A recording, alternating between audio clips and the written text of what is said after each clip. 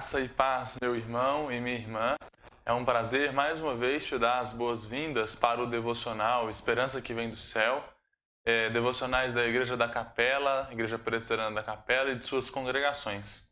Eu queria dar de fato as boas-vindas a vocês e convidá-los a abrir as suas Bíblias, em Romanos, capítulo de número 1.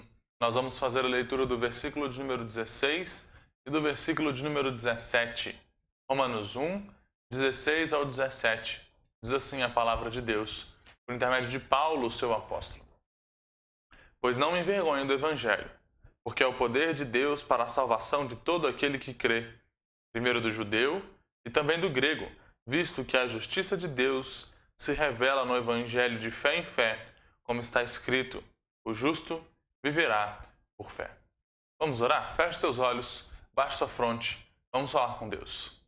Pai, muito obrigado por essa noite tão gloriosa, por essa noite maravilhosa, por esse momento, Deus, em que podemos descansar no Senhor e recebermos a Tua luz, a Tua palavra e a Tua graça, Deus. Que o Senhor, através desse vídeo, possa abençoar e trazer esperança ao coração dos meus irmãos e das minhas irmãs, que por qualquer motivo resolvam ou queiram ouvir esse vídeo e assistir esse devocional.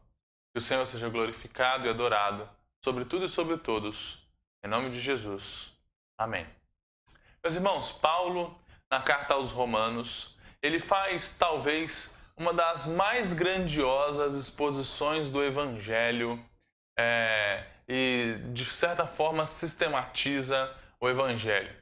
Assim ele faz aqui em Romanos 1, ou na carta de Romanos inteira, e ele vai começar essa exposição, depois de dar algumas saudações, dizendo que ele não se envergonha do Evangelho, ele não se envergonha da mensagem da cruz, porque ela é o poder de Deus para a salvação de todo aquele que crê.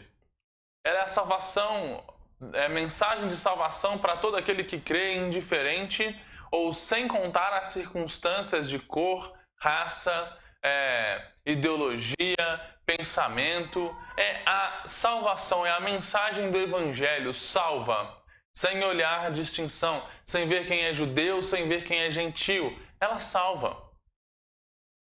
Ele continua dizendo que essa justiça de Deus que é demonstrada no Evangelho se revela de fé em fé.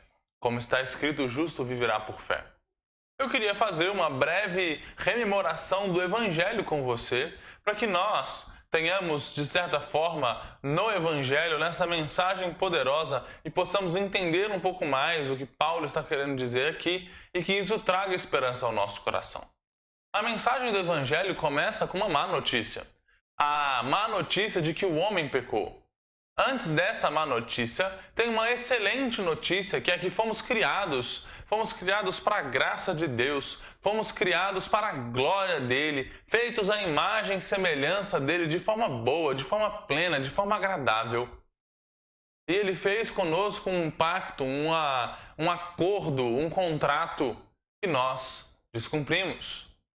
A cláusula para quem descumprisse esse contrato, ou se nós descumpríssemos esse contrato desobedecendo a Deus e obedecendo mais às nossas próprias determinações, é a morte. Porque o salário do pecado é a morte, como o próprio apóstolo Paulo diz em Romanos, ou o dia em que comeres do fruto da árvore do bem e do mal, certamente morrerás. E naquele dia certamente houve morte. Mas naquele mesmo dia houve esperança para Israel. Houve esperança para a humanidade. Quando Deus disse que na inimizade entre a descendência da mulher e a descendência da serpente, o descendente da mulher pisaria a cabeça da serpente. É maravilhoso imaginarmos e pensarmos nisso. E essa é a mensagem do Evangelho.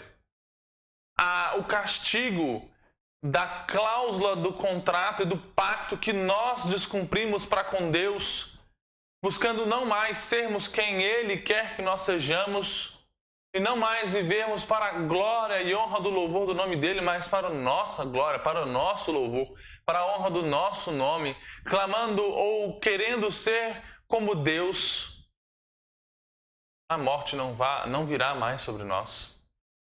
Virá sobre o seu filho. Ou veio sobre o seu filho, perdão. Ela veio sobre Jesus Cristo na cruz do madeiro. É por isso que Paulo fala com tanta certeza que a mensagem, o anúncio do Evangelho, o Evangelho que é uma mensagem, uma boa notícia, a boa notícia de que Deus resgatou os homens na cruz de Cristo e de que a morte não mais reina sobre as nossas vidas. Duas aplicações nessa noite para a gente. A primeira, se nós cremos no Evangelho, na mensagem de que Jesus Cristo, o Filho de Deus, veio e morreu no meu lugar, no seu lugar, e hoje está vivo e reina sobre a vida de todos aqueles que são chamados de sua igreja, você precisa anunciar esse Evangelho. Porque esse Evangelho é poderoso para a salvação. Porque esse Evangelho é poderoso para trazer a verdadeira esperança para o coração dos seus amigos, dos seus parentes, dos seus familiares, de todos aqueles que estão à sua volta. Mas uma segunda aplicação, que está aí no finalzinho do versículo 17.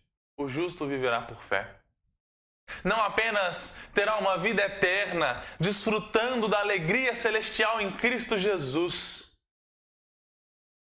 mas principalmente viverá a nova vida na nova aliança, no pacto não mais de obras como feito com Adão, mas agora no pacto da graça. Por meio da graça, de um favor imerecido, que foi o Filho de Deus, o próprio Jesus, o homem santo, perfeito e justo, que não precisaria morrer naquela cruz, mas que morreu para me salvar e para te salvar. Vivemos a partir dessa mensagem. Não vivemos a partir das notícias que chegam dia após dia, momento após momento e hoje em dia instantaneamente. Não vivemos a partir das notícias da manhã, da tarde, da noite. Não vivemos mais a partir dessas coisas, vivemos a partir do Evangelho de Cristo. E nessa história, nessa narrativa e nessa mensagem, nós enquadramos a nossa vida. Portanto, a você que quer esperança, hoje lhe é dada a esperança, porque o justo viverá pela fé. Pela fé em Cristo Jesus, pela fé que é dom de Deus e nos foi dada.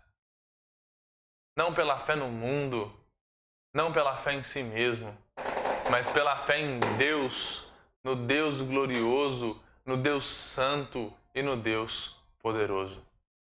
Deus seja louvado e seja engrandecido pelo Evangelho. Que eu e você possamos nele encontrar salvação e encontrar esperança. Vamos orar. Deus, obrigado mais uma vez pelo Evangelho e pela salvação que temos em Cristo Jesus.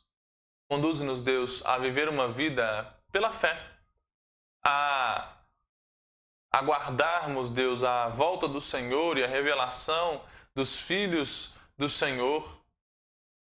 Mas não apenas isso, Deus, mas a partir de já, sermos mudados, sermos transformados e termos o nosso coração cheio de esperança por causa do Evangelho. Cuida, Deus, de nós, cuida do teu povo e traga esperança aos seus corações. É no nome do Senhor Jesus Cristo que eu oro. Amém. Deus abençoe meu querido irmão e minha querida irmã e que Ele traga e dê realmente esperança para o seu coração.